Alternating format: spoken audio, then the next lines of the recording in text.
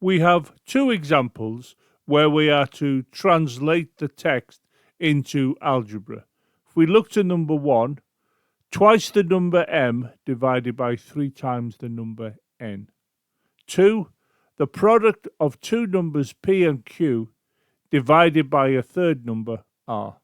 Let's have a go at doing both of these. We'll start off by looking at 1, and we know we're going to have twice times the number m, and we can write that as 2 times m, but in algebra we can write it as 2m. We can also note that we have 3 times n, which we can write as 3 times n, and in algebra you would write that as 3n. We can go on to say that 2m is going to be divided by 3n. This can also be written like this, 2m divided by 3n, which is more readily written in algebra as 2m over 3n. The 2m is divided by the 3m.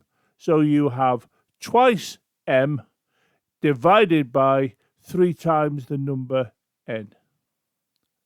Let's now have a go at number 2. Well, we know we're dealing with two numbers p and q, and we're finding their product.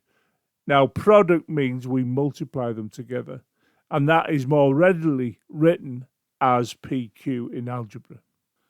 Of course, this pq is divided by the number r, and we write this as pq over r, where this is the product of p and q divided by the number r. So this in algebraic form is shown here, and this is shown here.